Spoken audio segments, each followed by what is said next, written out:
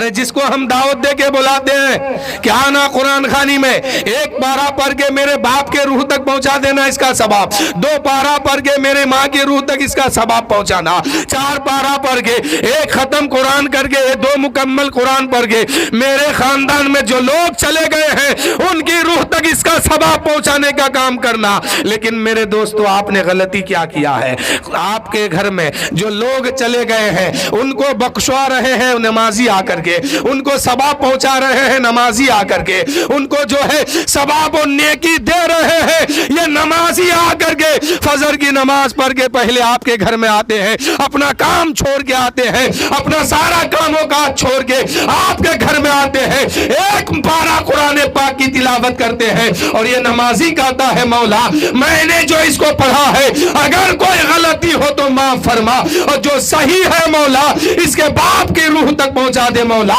اس کی ماں کے روح تک پہنچا دے مولا، اس کے خاندان میں جو لوگ چلے گئے ہیں مولا اس کی روح تک پہنچا دے، اور اسی قرآن پاک کی تلاوت کے صدقے میں اس کے گھر والوں کی بخشش فرما دے، ان کے مرحومین کی بخشش فرما دے۔ اس نے تو یہ دعا دے کر کے آپ کے یہاں سے رخصت ہو رہا ہے، لیکن کل آپ نے کیا کیا؟ ان کو پہلے چھانٹ دیا ہے، ان کو براتیوں سے الگ پہلے آپ نے کیا ہے، اور لے کے براتی کس کو گئے ہیں؟ کبھی کوئی شرابی ہے، کوئی جوا کھیلنے والا ہے، کوئی بے نمازی اس میں ہے، کوئی بے قرآن پڑھنے والے لوگوں کو لے کے گئے ہیں، پھر برکت کہاں سے ہوگی؟ آپ جو برکت ڈھونڈ رہے ہیں وہ برکت آپ کو مل نہیں پائے گی۔ حق تو یہ ہونا چاہیے، اصل آپ کا مقصد یہ ہونا چاہیے ہمارے براتیوں میں پہلے وہ لوگ شامل ہوگا جو ہمارے گھر میں قرآن پاک کی تلاوت کیا ہے، جو قرآن پاک پڑھ کے میری ماں کے روح کو بخشا ہے، میرے باپ کے روح تک پہنچایا ہے، میرے گھر والوں میں میرے مرحومین کے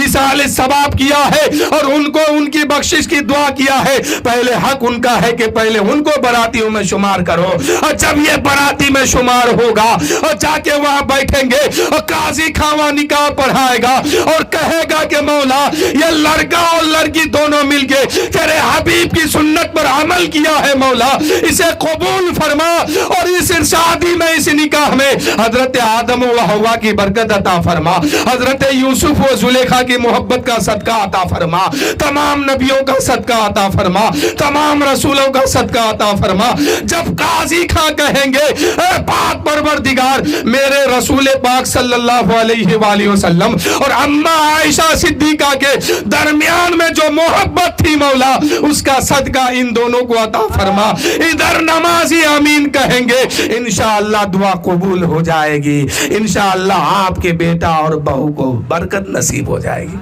یہ کام کرنے کی ضرورت ہے، لیکن ہم لوگ غلط راستے پر چل چکے ہیں۔ غلط کیا ہے؟ میلاد آئے کوئی، محنت کرے کوئی، پھل کھائے کوئی اور، آپ کی ماں اور باپ نہیں ہے دنیا میں، بخشش کا انتظام کرے کوئی اور، ثواب کا کام کوئی اور کرے۔ اکثر گھر والا تو اس دن قرآن خوانی میں بیٹھتا بھی نہیں ہے، پڑھتا بھی نہیں ہے، پڑھنے والا کوئی اور ہے، ثواب پہنچانے والا کوئی اور ہے، لیکن یہاں معاملہ کیا ہوتا ہے؟ جب کھانے کی بات آ گئی تو اس کو لے چلو، شرابی کو، جواری۔ اکثر براتیوں میں شرابی ہوتا ہے، اسی لیے تو لڑائی ہوتی ہے۔ اکثر براتیوں میں دارو پینے والا زیادہ ہوتا ہے، اسی لیے لڑائی ہوتی ہے۔ اگر نمازی کو لے کے جاؤ گے، قرآن خوانی کرنے والے کو لے کے جاؤ گے، کبھی کبھی بھی لڑائی نہیں ہوگی، اور اس شادی میں اللہ کی رحمت برسے گی، اس شادی میں رحمتوں کی بارش ہونے لگے گی۔